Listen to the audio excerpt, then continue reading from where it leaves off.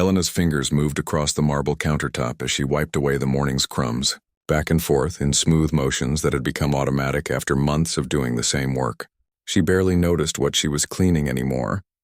Her mind was somewhere else, somewhere far away from this enormous kitchen with its gleaming appliances and spotless floors.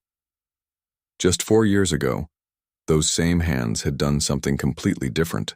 They had moved across piano keys in concert halls so grand that even walking into them took your breath away.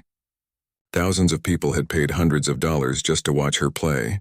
Critics had written entire articles about the way she could make a piano sing. Some had called her a once-in-a-generation talent. Others said she was destined to become one of the greatest pianists of all time. Now those same hands scrubbed toilets and mopped floors in a penthouse apartment in Manhattan. Elena glanced at the clock on the wall. 7:15 in the morning. The family would be waking up soon. She needed to have breakfast ready by 7:30, just the way Mrs. Wellington liked it. Orange juice freshly squeezed, not from a carton. Coffee strong and black. Toast with the crusts cut off for their daughter. She moved through the kitchen with quiet efficiency, setting up the breakfast table in the dining room. The morning sun streamed through the floor-to-ceiling windows, showing off the incredible view of Central Park below. Elena had stopped really seeing the view months ago. It was just another part of the job, another reminder of the life these people lived while she cleaned up after them. Not that the Wellingtons were cruel. They mostly ignored her, which was fine. Better than fine, actually. Mrs. Wellington gave instructions in a polite but distant voice, treating Elena the way you might treat a piece of furniture that occasionally needed to be told what to do. Mr. Wellington barely looked at her at all, always buried in his phone or laptop, managing other people's millions. Their daughter was 15 and lived in her own world of social media and teenage drama. Elena preferred being invisible. It meant no one asked questions. No one wondered about her past or why someone like her was working as a maid. She'd learned to blend into the background, to become just another part of the household that no one really thought about. The coffee maker gurgled as it finished brewing. Elena poured it into the expensive china cup, the one Mrs. Wellington insisted on using every morning. She remembered a time when she drank coffee from similar cups, back when she stayed in luxury hotels paid for by concert promoters, back when her biggest worry was whether she'd have enough time to rehearse before the evening's performance. That life felt like it belonged to someone else now. Her mother's face flashed through her mind, the way it did dozens of times every day. The doctors had given them the diagnosis on a Tuesday afternoon. Stage 4. Too advanced for treatment to do much good. They could try, of course, but it would cost everything Elena had saved and probably more. She'd made the decision without hesitation. Canceled her entire tour schedule, walked away from contracts worth hundreds of thousands of dollars, flew home to take care of her mother full-time. The medical bills had come in waves, each one bigger than the last. Elena had watched her bank account shrink with terrifying speed. Experimental treatments, private nurses, medications not covered by insurance. She'd spent it all, every penny she'd earned from years of performances, and it still hadn't been enough. Her mother had lasted 8 months. 8 months of hospital rooms and false hopes and moments of terrible clarity. 8 months of watching the strongest person Elena had ever known slowly fade away. After the funeral, Elena had tried to return to music. She'd booked a practice room at a conservatory and sat down at the piano. Her fingers had found their positions automatically, muscle memory taking over. But when she'd tried to play, nothing happened. Not because she'd forgotten how. The notes were still there in her mind, perfect and clear, but something inside her had broken. Every time she pressed a key, all she could feel was grief so heavy it crushed the air from her lungs. She'd tried again and again over the following weeks. Each attempt ended the same way, with her hands frozen above the keys and tears streaming down her face. The music she'd loved her entire life had become impossible to touch. Eventually, she'd stopped trying. Money had run out quickly after that. The small apartment she'd kept in the city cost too much. She'd moved to a tiny studio in Queens, barely bigger than a closet. But even that required rent money she didn't have. Her agent had stopped calling after she'd canceled on him too many times. Other pianists had taken the opportunities she'd abandoned. The classical music world had a short memory and moved on quickly, so she'd done what she needed to do to survive. Applied for whatever job she could find. Ended up cleaning houses for wealthy families who needed staff, but didn't want to really see the people who worked for them. The Wellington family had hired her 6 months ago. The pay was decent and they left her alone. That was all Elena needed. She heard footsteps on the stairs. Mrs. Wellington appeared in her silk robe, hair already perfectly styled even though she'd just woken up. She glanced at the breakfast table and gave a small nod of approval before sitting down. "Good morning," Elena said quietly. Mrs. Wellington murmured something in response, already scrolling through her phone. Elena returned to the kitchen to finish cleaning up. Through the doorway, she could hear Mrs. Wellington making calls. Her voice animated now, something about a charity event, a gala they were hosting next month. The biggest social event of their year, apparently. Elena tuned it out. These people and their parties had nothing to do with her. She was just there to make sure everything ran smoothly in the background, invisible, forgotten. That was exactly how she wanted it. The truth was buried so deep that sometimes Elena herself almost forgot who she'd been, almost forgot the feeling of walking onto a stage with thousands of eyes watching, almost forgot the rush of bringing a piece of music to life, of making an entire audience hold their breath. Almost. But late at night, alone in her tiny apartment, her fingers still moved across invisible keys. The music still played in her head, perfect and unreachable. A ghost of the life she'd lost and the person she used to be. She finished wiping down the counters and moved on to the next room. Just another day, just another floor to clean, just another reminder of how far she'd fallen. Elena had accepted her new reality. This was her life now, at least that's what she told herself. The Wellington household had been in chaos for 3 days straight. Elena had never seen Mrs. Wellington this stressed.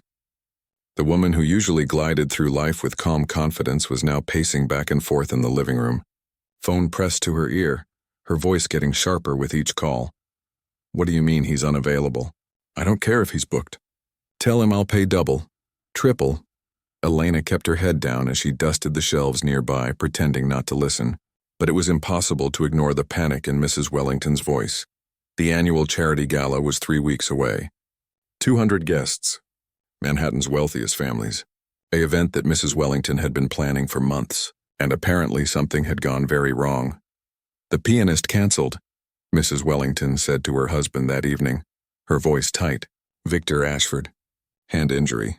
His people just called." Mr. Wellington looked up from his laptop. "So get another one. It's not that simple. Everyone worth hiring is already booked. The gala is in 3 weeks. 3 weeks. Do you know how this makes us look?"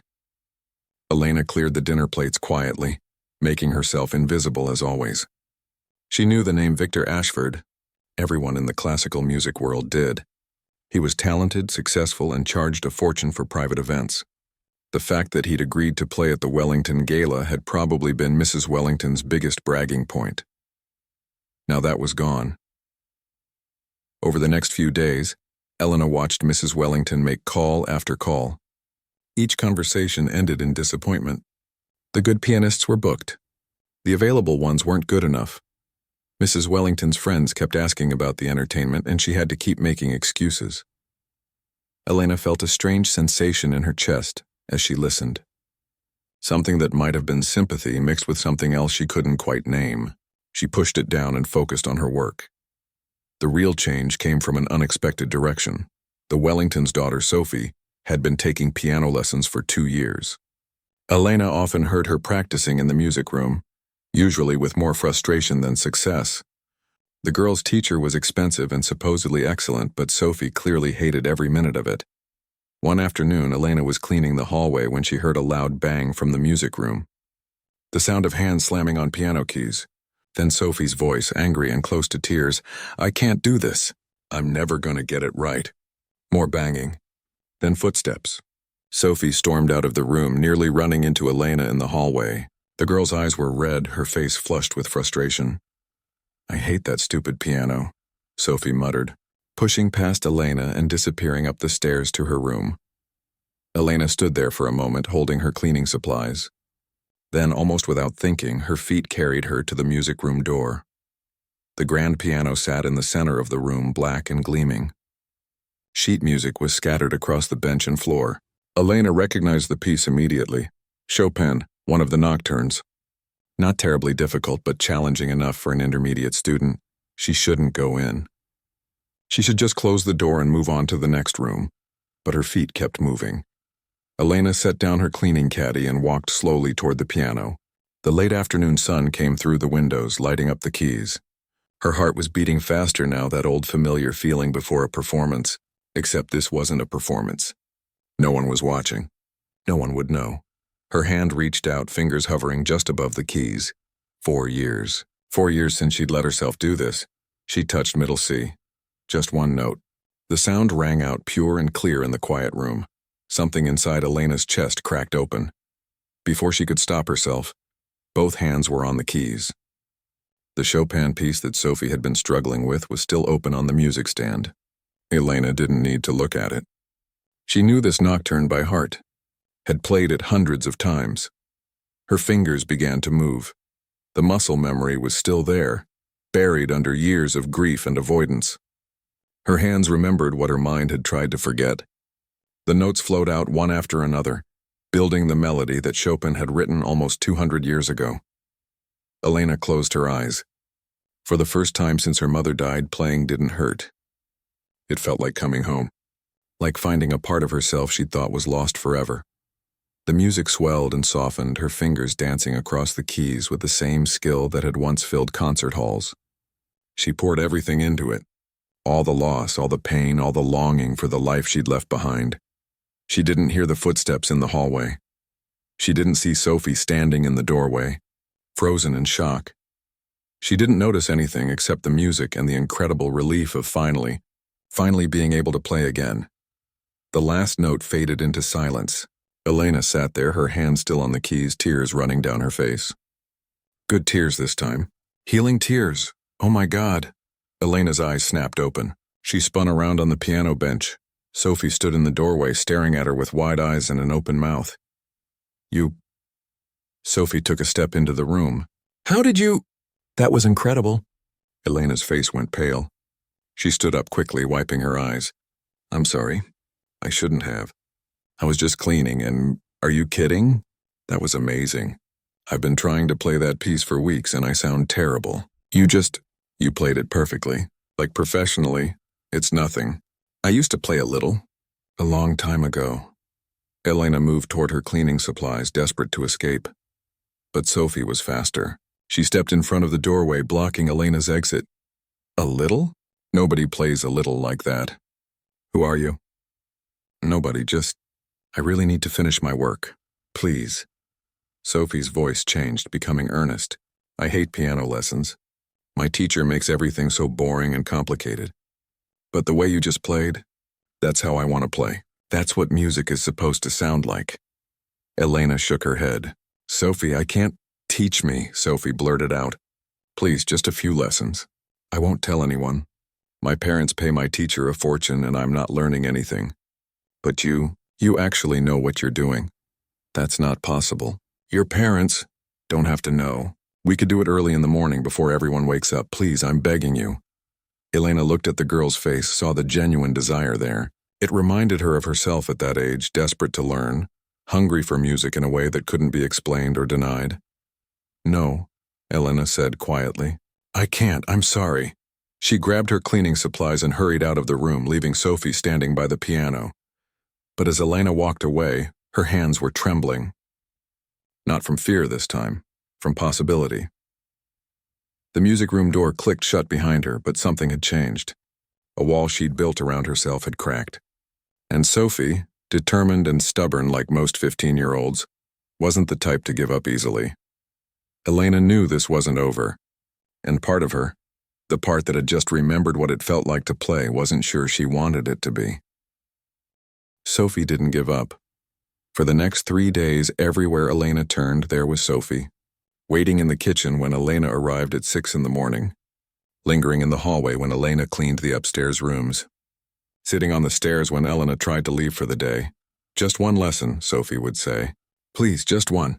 Elena kept saying no, but it was getting harder each time. The truth was, something had shifted inside her that afternoon in the music room. Playing again, even for those few minutes, had reminded her of who she used to be. The music hadn't left her. It had just been sleeping, waiting. On the fourth morning, Elena arrived at the house to find Sophie already awake, sitting at the kitchen table in her pajamas. "It's 5:30 in the morning," Elena said. "Why are you up?" "Because you get here at 6. And I knew you'd try to avoid me all day again." Sophie crossed her arms. "I'm not going away, you know. I can be really annoying when I want something." Despite herself, Elena almost smiled. "I've noticed. So will you teach me?" "Just the basics. I don't even care about being great. I just want to understand music the way you do. When you played that Chopin piece, it was like the piano was telling a story. When I play, it just sounds like noise." Elena set down her bag and looked at the girl. Really looked at her. She saw the determination there, but also something else. A hunger for something real, something meaningful in a life that probably felt empty despite all the money and privilege. She recognized that feeling. She'd felt it herself at Sophie's age. "Your parents can't know," Elena heard herself say. Sophie's face lit up. "They won't. I promise. And if they find out, we stop immediately. I can't lose this job. I understand. I swear I won't say anything." Elena took a deep breath. "One lesson. That's all I'm promising. If it doesn't work out, we're done." "Agreed, agreed." And that's how it started. Every morning at 5:45, before the rest of the house woke up, Elena and Sophie met in the music room. Elena had Sophie start from the beginning, fixing the basic technique her expensive teacher had somehow failed to teach properly. "Your wrists are too tense," Elena would say gently. "Music should flow through you, not fight against you. But my teacher always says to keep my hands rigid for better." "Control. Your teacher is wrong, Sophie." Was a quick learner when someone actually explained things in a way that made sense. Within a week, her playing had improved noticeably. Within 2 weeks, she was tackling pieces that had seemed impossible before. But they had to be careful. Every morning, they'd stop playing by 7:15, giving Elena time to put away the sheet music and start her regular work before the family came downstairs. Sophie would slip back to her room and they'd both pretend nothing unusual had happened. It almost felt like a secret life, and for the first time in years, Elena felt something like happiness. Mr. Wellington noticed the change in his daughter one evening at dinner. "You're practicing more," he commented, looking up from his phone. "I can hear you playing after school now." Sophie glanced quickly at Elena, who was serving the salad. "Yeah, I guess it's finally starting to click. Good, we're paying that teacher enough. Nice to see it's working out." Mrs. Wellington nodded absently, still distracted by her phone. The gala was only 2 weeks away now, and she still hadn't found a pianist. Elena could see the stress etched on her face. "Any luck with the entertainment?" Mr. Wellington asked. "No." Mrs. Wellington set down her phone with more force than necessary. "I've called everyone. The good ones are booked, and I'm not having some amateur play at my gala." "What about recorded music?" "Absolutely not. This is supposed to be an elegant evening, not a high school dance." Elena refilled the water glasses and retreated to the kitchen. She felt an odd pang of sympathy for Mrs. Wellington. The woman had put so much effort into this event and now it was falling apart. But that wasn't Elena's problem. She had her own life to worry about. The lessons with Sophie continued. 3 weeks became 4. Elena found herself actually looking forward to those early morning sessions. Teaching brought back memories of her own training, of her mother sitting beside her at their old upright piano, patient and encouraging. Sophie was getting good. Really good. The improvement was dramatic enough that it couldn't go unnoticed forever. One afternoon, Sophie's piano teacher arrived for the weekly lesson. Elena was cleaning the nearby study when she heard the woman's voice, sharp with surprise. "Sophie, this is remarkable. Your technique has improved drastically. What have you been doing differently?" Elena froze, her hand still on the dustcloth. "I've just been practicing more," Sophie said, "like you told me to." "Well, whatever you're doing, keep doing it. This is wonderful progress."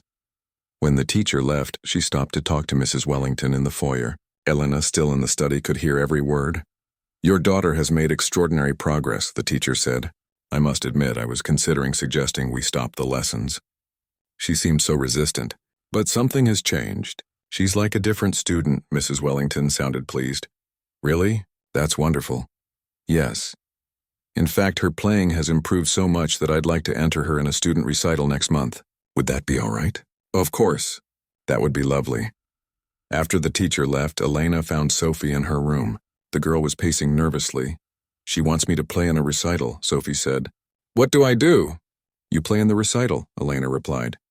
You've earned it. You've been working hard. But I only got good because of you. It feels like cheating. Elena shook her head. It's not cheating. I just showed you the right way to practice. The improvement came from you, from your effort. Be proud of that. Sophie smiled, but then her expression changed. Elena, can I ask you something? Why did you stop playing? You're incredible. You should be performing somewhere, not cleaning houses. The question hung in the air between them. Elena had been expecting it, but she still wasn't sure how to answer. Life got complicated, she finally said. Sometimes we don't get to choose our path, but you could go back to it. Couldn't you? It's not that simple. Sophie looked like she wanted to argue, but they heard Mrs. Wellington calling from downstairs. Elena quickly left the room and got back to work. But Sophie's question stayed with her for the rest of the day. Could she go back? Did she even want to? That evening, Mrs. Wellington was on the phone again in the living room. Elena was putting away dishes in the kitchen when she heard the conversation take a desperate turn. I understand it's last minute, but surely you know someone, anyone. No, I will not settle for a college student. This is the social event of the season. Mrs. Wellington ended the call and let out a frustrated sound. Then, to Elena's surprise, she started to cry. Not loud sobbing, just quiet tears of stress and exhaustion. Elena stood in the kitchen doorway, uncertain. She'd never seen Mrs. Wellington show this much emotion about anything. Sophie appeared at the top of the stairs. She looked at her mother, then at Elena. Something passed between them, an understanding. A shared secret. Sophie walked down the stairs slowly. When she reached the bottom, she took a deep breath. Mom, she said, I think I might know someone who could play at your gala. Mrs. Wellington looked up, wiping her eyes. What, who? Sophie glanced at Elena one more time. Elena's heart started pounding. She shook her head slightly, a silent plea. But Sophie had already made her decision. Elena, Sophie said simply, our housekeeper. She's an amazing pianist, like professionally amazing. The room went absolutely silent. Mrs. Wellington turned to look at Elena. Her expression was confused, disbelieving. What is she talking about? Elena felt the walls closing in. This was exactly what she'd been afraid of. Her secret, her past, her carefully constructed invisible life, all about to come crashing down. She had two choices. She could deny it, call Sophie mistaken, protect her privacy, or she could tell the truth. Elena opened her mouth, but no words came out. After 4 years of hiding, she didn't know how to be seen again. Mrs. Wellington stared at Elena like she was seeing her for the first time. You play piano? She asked slowly. Elena's throat felt tight. She could feel Sophie watching her. Mr. Wellington looking up from his laptop with sudden interest. There was no way out of this now.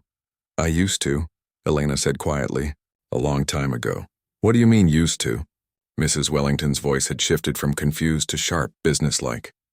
What level are we talking about? High school recitals? College performances? Sophie jumped in before Elena could answer. Mom, she's not just good. She's incredible. I heard her play a few weeks ago. It was like listening to a recording by a professional, better than any concert I've been to. Sophie, that's ridiculous. If Elena were that talented, she wouldn't be. Mrs. Wellington trailed off, realizing how that sentence would end. Cleaning houses? Elena finished for her. You're right. I wouldn't be. But life doesn't always work out the way we plan. Mrs. Wellington's expression changed. She pulled out her phone and started typing. What's your full name? Elena Martinez. More typing. Then silence. Mrs. Wellington's eyes widened as she read whatever was on her screen. She looked up at Elena, then back down at her phone, then up again. You're Elena Martinez? The Elena Martinez? Elena said nothing. Mrs. Wellington turned her phone around, showing a video. Elena recognized it immediately. It was her, 4.5 years ago, playing Rachmaninoff at Carnegie Hall. Her hair was longer then, styled elegantly. She wore a deep blue gown. She looked confident, radiant, alive. She looked like a completely different person. There are dozens of articles about you, Mrs. Wellington said, scrolling through her phone. You performed all over the world. Critics called you a prodigy. Then you just disappeared. Everyone in the classical music world wondered what happened to you. I had family obligations. Elena said simply. Family obligations. Mrs. Wellington repeated the words slowly. Then understanding dawned on her face. Someone got sick. Elena nodded once. She didn't trust herself to say more. The room was quiet for a long moment. Even Mr. Wellington had set down his laptop, paying attention now. Mrs. Wellington walked closer to Elena. When she spoke again, her voice was softer. Will you play at my gala? No, Elena said immediately. I can't. Why not? You clearly still have the skill. Sophie says you're as good as ever. It's not about skill. I can't perform in public. Not anymore. I'll pay you. Generously. Name your price. Elena shook her head. It's not about money. Then what is it about? How could Elena explain? How could she make them understand that standing in front of an audience would bring back every memory she'd spent 4 years trying to bury? That the last time she'd performed, her mother had been in the audience beaming with pride? That music had become so tangled up with grief that she could barely separate the two? I just can't, Elena said. I'm sorry. I know you're in a difficult situation with the gala, but I can't help you. Mrs. Wellington looked like she wanted to argue, but something in Elena's face stopped her. I understand, she said finally. I'm sorry for pushing. Elena excused herself and went to the kitchen, needing space to breathe. Her hands were shaking as she filled the sink with water to wash dishes. The secret she'd protected for so long was out. Everything had changed. Sophie found her a few minutes later. I'm sorry, the girl said softly. I shouldn't have said anything. I saw my mom crying and I wanted to help and I thought maybe... It's okay, Elena interrupted. You were trying to do the right thing. I'm not angry. Are you going to quit? Are you going to leave? I don't know, Elena admitted. Maybe. This wasn't supposed to happen. Please don't go, Sophie said. You're the best teacher I've ever had, and I think you're the first adult who's actually treated me like a person, not just some rich kid. Elena turned to look at her. Sophie's eyes were watery, and Elena realized how much these past few weeks had meant to the girl. She'd been so focused on protecting herself that she hadn't noticed she was helping someone else heal too. I won't leave, Elena promised, at least not right away. That night, alone in her tiny apartment, Elena couldn't stop thinking about the conversation. She pulled out her phone and did something she hadn't done in years. She searched for her own name. The articles were all there, just like Mrs. Wellington had said. Reviews of her performances, interviews where she talked about her love of music, speculation about why she'd vanished from the concert circuit so suddenly. She found the video of her Carnegie Hall performance and pressed play. Watching herself perform was strange. That woman on stage seemed so confident, so sure of herself. Elena barely recognized her. But as she listened to the music, something stirred inside her chest. It wasn't grief this time. It was something else. A longing, a sense of loss, not for what had been taken from her, but for what she'd given up. Her mother's voice echoed in her memory. Music is a gift, Elena. When you share it, you give people something precious. You give them beauty in a world that often lacks it. Elena had stopped sharing her gift. She'd locked it away, hidden it, buried it under layers of grief and fear. But these past few weeks teaching Sophie, playing in those quiet early mornings, she'd felt more alive than she had in years. Maybe her mother would have wanted her to keep playing. Maybe that would have been the better way to honor her memory. The next morning, Elena arrived at the Wellington house with her heart pounding. She found Mrs. Wellington in the dining room already on her phone, probably still searching for a pianist. Mrs. Wellington, Elena said, can I talk to you for a moment? The woman looked up, surprised. Of course, Elena took a deep breath. I've been thinking about your offer. About the gala. Mrs. Wellington set down her phone, giving Elena her full attention. I'll do it, Elena said. The words came out shakier than she'd intended. I'll play at your gala. But I have conditions, and what conditions? I perform as a guest. You don't use my real name in any advertising or announcements. You don't tell anyone who I am before the performance. I just play and then I leave. That's all. Mrs. Wellington studied her face. Why the secrecy? Because if I'm going to do this, I need to do it on my own terms. I need to know I can walk away afterward if I want to. No expectations, no obligations. And if you're brilliant, if people want to know who you are, then you tell them I'm someone who wanted to help. Nothing more. Mrs. Wellington considered this for a long moment. Then she extended her hand.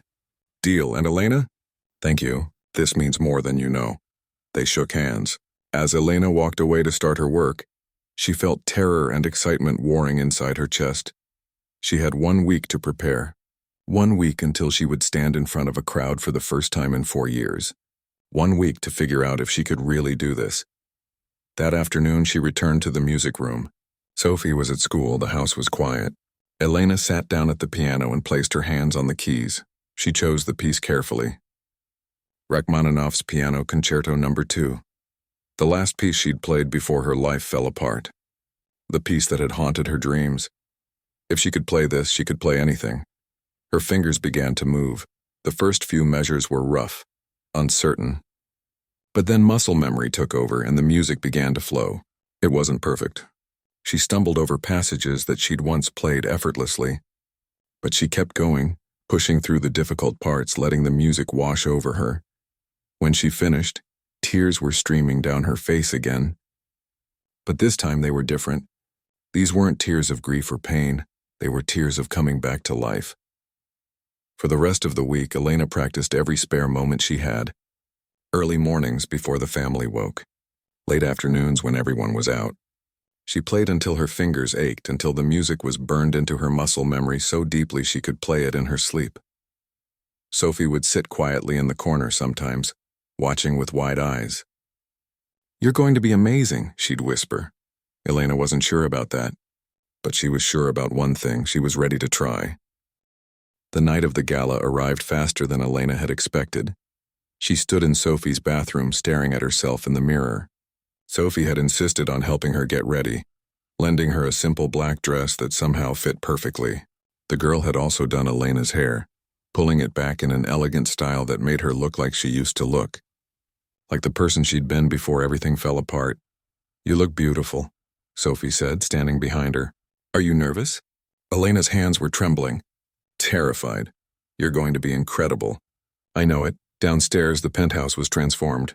Flowers everywhere, soft lighting, tables draped in white cloth. People in expensive suits and glittering dresses filled every room, holding champagne glasses and talking in that casual way that wealthy people do when they're trying to impress each other. Elena watched from the upstairs hallway. There had to be 200 people down there, maybe more. All of them waiting for entertainment they knew nothing about. Mrs. Wellington had kept her promise, announcing only that there would be a special surprise performance by a talented guest. The grand piano sat in the main room like a silent giant, waiting for her. Elena's stomach twisted with anxiety. What was she thinking? She couldn't do this. It had been too long. She wasn't ready. She should tell Mrs. Wellington right now that this was a mistake. "Elena." She turned to find Mrs. Wellington standing at the top of the stairs, elegant in a deep red gown. "It's almost time," the woman said gently. "Are you ready?" "No," Elena admitted. "But I don't think I'll ever be ready, so it doesn't really matter." Mrs. Wellington smiled. "I've been doing some reading about you this week. About your career. You were extraordinary. The reviews were incredible." "That was a different person," Elena said. "No, it was you. Just a different version of you." Mrs. Wellington stepped closer. "Can I tell you something? When my father died 3 years ago, I stopped hosting these galas. I couldn't find the energy to care about parties and social events. It all felt meaningless. But eventually I realized that stopping didn't honor his memory. Living did. Moving forward did." Elena looked at her with new understanding. "Whatever reason you stopped playing," Mrs. Wellington continued, "I'm not going to pretend I know what that feels like. But I do know that hiding your gift doesn't make the pain go away. Sometimes we have to walk back into the things that scare us." Before Elena could respond, Mrs. Wellington headed back downstairs. After a moment, Elena followed. The crowd quieted as Mrs. Wellington took her position near the piano. Sophie stood nearby, giving Elena an encouraging smile. Mr. Wellington watched from across the room, looking genuinely interested for once. "Thank you all for coming tonight," Mrs. Wellington began. "As many of you know, we had a small crisis with our entertainment. But sometimes the universe has better plans than we do. Tonight, we have the privilege of hearing from an extraordinary pianist. She's agreed to play for us anonymously, and I ask that we respect her privacy. Please, let's welcome our special guest." The room applauded politely. Elena felt like her legs might give out as she walked toward the piano. Every eye in the room was on her. Some people looked curious. Others looked skeptical. A few were probably wondering why the Wellingtons' housekeeper was walking toward the piano. She sat down on the bench. The keys stretched out before her, black and white, familiar as her own hands. This was it. No turning back now. Elena closed her eyes and let herself remember. Her mother's face in the audience at Carnegie Hall glowing with pride. The weight of grief when she'd lost her. The long years of silence. The music that had been waiting inside her all this time. She placed her hands on the keys. And she began to play. The opening notes of Rachmaninoff's Piano Concerto No. 2 filled the room. Soft at first, then building. Her fingers moved across the keys with a skill that hadn't abandoned her, only slept. The muscle memory was there, deep and permanent, woven into the fabric of who she was. But something was different this time. When she'd played this piece 4 years ago, it had been about perfection, about technique, about impressing audiences and critics. Now it was about something else entirely. It was about survival, about loss and healing, about finding your way back to yourself after the world tears you apart. Elena poured everything into the music, all the grief she'd been carrying, all the fear, all the love for her mother that still lived inside her chest. The notes cascaded and soared, sometimes gentle, sometimes powerful enough to shake the room. She didn't see the audience anymore. Didn't see the expensive penthouse or the glittering chandeliers. She was somewhere else entirely, somewhere the music took her, a place where pain and beauty existed together, where loss didn't have to mean the end of everything. Her fingers flew across the keys in the complicated passages she'd practiced hundreds of times. She didn't miss a single note. The piece built and built, reaching toward its crescendo. Elena's whole body moved with the music now, swaying, breathing with each phrase, and then the final chord. She held it, letting it ring out into the stunned silence of the room. For a moment, nothing happened. The note faded away. Elena sat perfectly still, her hands still on the keys, tears running down her face. Then the room exploded with applause. People stood up, all of them, clapping so hard it sounded like thunder. Some were wiping their eyes. Others stood with their mouths open in shock. The applause went on and on, wave after wave of it. Elena looked up, dazed. She'd forgotten what this felt like. The connection with an audience. The knowledge that you'd moved people, changed something in them, even if just for a moment. Through the crowd, she saw Sophie, clapping wildly with tears streaming down her face. Next to her, Mrs. Wellington was dabbing at her eyes with a tissue. Even Mr. Wellington was on his feet, applauding. But it was the man pushing through the crowd that caught Elena's attention. He was older, maybe 60, with silver hair and an expensive suit. His face looked familiar, though she couldn't place it. He reached the piano and extended his hand. "That was breathtaking," he said. "I'm Richard Chen, director of the New York Philharmonic." Elena's heart stopped. She knew that name. Everyone in classical music knew that name. "I thought I recognized your playing style," he continued. "You're Elena Martinez, aren't you? We've all wondered where you went." Elena nodded slowly, unable to speak. "I'd like to talk to you about returning to performing," he said. "We have openings for guest soloists this season, if you're interested." This was it. The moment she'd dreamed about for years. A chance to reclaim her old life, to return to the concert halls and the stages and the world she'd left behind.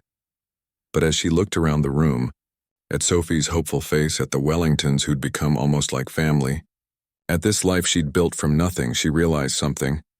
She didn't want her old life back. "Thank you," Elena said carefully. "That's incredibly generous. But I need to think about it." Richard looked surprised but pulled out a business card. "Of course. Take your time. But please call me. The classical music world needs talents like yours." After he left, Sophie rushed over and hugged Elena tightly. "You were perfect. Even better than I imagined." Mrs. Wellington approached, smiling. "I think we can safely say the gala was a success." Over the next hour, person after person came up to Elena, asking who she was, where she'd trained, when they could hear her play again. She answered vaguely, keeping her promise to herself. She'd played. She'd done the thing that terrified her. But she didn't owe anyone anything beyond that. Later, after the guests had left and the caterers were cleaning up, Elena sat at the piano again. Sophie sat next to her on the bench. "Are you going to call him?" Sophie asked. The man from the Philharmonic? I don't know, Elena said honestly. Maybe someday, but not now. Not now. Elena played a few soft notes, just experimenting. I think I need to figure out what I actually want, not what I used to want. The next morning, Elena made a decision. She called a community center in Queens that she'd seen advertising for music teachers. The pay wasn't great, but it was enough. They were thrilled to hire someone with her credentials. She kept working part-time for the Wellingtons, but now it felt different. She wasn't hiding anymore. She was choosing to build a life on her own terms. And every morning, she still taught Sophie, watching the girls' skills grow week by week. One day, about a month after the gala, Sophie asked, "Do you regret it? Not taking the job with the Philharmonic?" Elena thought about it. No. I think I needed to learn that my music doesn't have to be on the world's biggest stages to matter. It matters when I teach a kid from Queens who's never touched a piano before. It matters when I play for people who need beauty in their lives. It matters right here, right now. She had been a genius, a prodigy, a star. Now she was a teacher, a friend, a person rebuilding her life one day at a time, and that was more than enough.